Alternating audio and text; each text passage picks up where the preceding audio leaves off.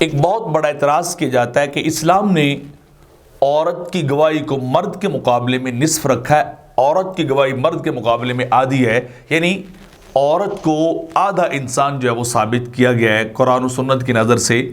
تو اس کا جواب یہ کہ یہ اعتراض جو ہے وہ درست نہیں ہے اور کاملتاً غلط ہے۔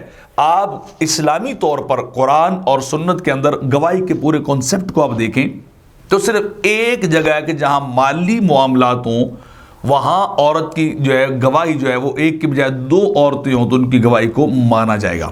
صرف ایک جو ہے وہ جگہ یا ایک مقام جہاں مالی معاملات ہوتے ہیں، باقی اگر آپ مکمل طور پہ دیکھیں تو بہت ساری ایسی جگہیں جہاں عورت کی گواہی قبول ہوتی ہے اور مرد کی گواہی سرے سے قبول نہیں ہوتی۔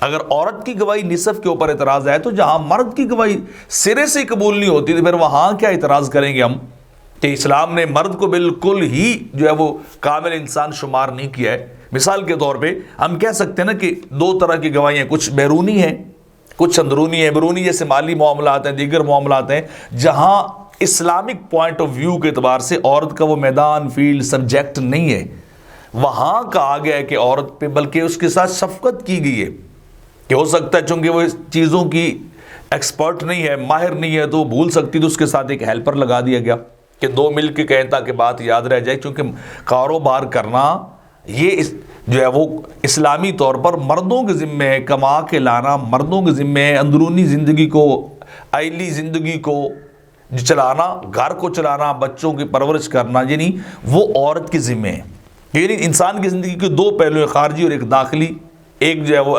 باہر کی بات ہے، ایک اندر کی بات ہے۔ تو باہر کے معاملات کاروبار ہیں، باقی معاملات جو ہارڈ قسم کے ہیں وہ مرد کے ذمے اور عورت کے ذمے گھر کے۔ تو جو ایک شخص یا ایک فرد جب جس چیز کا ایکسپرٹ ماہر ہے ہی نہیں تو اس کے ساتھ پھر بھی یہ ریلیف اس کو دیا جا رہا ہے، مہربانی کی جا رہی ہے کہ تم ایک اور کو ملا لو پھر بھی تمہاری بات کو قبول کر لیں گے اگرچہ تم اس بات کے ایکسپرٹ نہیں ہو۔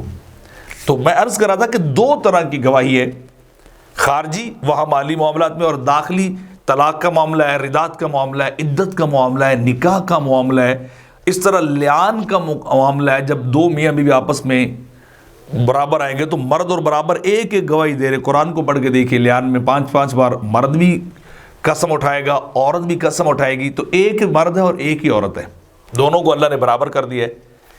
طلاق کے معاملے میں عورت یہ کہہ دے اکیلی کہ میرے میاں نے مجھے طلاق دی ہے، بات کو مانا جائے گا۔ عدت ہے، دیکھ پوچھا جائے گا عدت گزر گئی یا نہیں گزر گئی، عورت گواہی دے دے تو اکیلی کی گواہی کافی ہے۔ ردات دودھ پلانے کی بھی اکیلی کی گواہی کافی ہے۔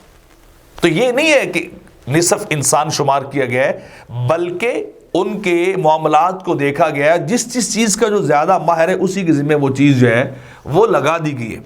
تو یہ اعتراض شروع سے ہی جو ہے کرنا کہ عورت کی گواہی آدھی ہے، یہ ناسمجھی کی بات ہے۔ صرف ایک جگہ ایسی ہے جہاں کہا گیا کہ ایک عورت جو ہے وہ دو عورتیں جو ہے ایک مرد کے مقابلے میں ہوں گی، یہ کہنا کہ گواہی نہیں۔ ورنہ آپ دیکھیں اگر عدالت میں جا کر جو اسلام نے کہا ہے مالی معاملات میں ایک بھولتی ہے دوسری اسے یاد دلاتی، تو حقیقت میں فیصلہ کس پر ہے؟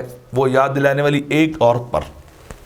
تو یہ عورت کے ساتھ اللہ نے رعایت کا معاملہ جو ہے وہ رکھا ہے۔ یہ نہیں ہے کہ عورت کی گواہی کو نصف رکھا گیا۔ مردوں کے معاملات کے اندر مرد گواہ ہیں، عورتوں کے معاملات کے اندر عورتیں گواہ ہیں، اور کچھ جگہ تو وہاں جہاں مرد کی گواہی سرے سے قبول نہیں لیکن عورت کی گواہی پھر بھی دو کر کے قبول کر لی گئی ہے۔ تو یہ نصف گواہی والا کانسیپٹ سرے سے ہی غلط ہے۔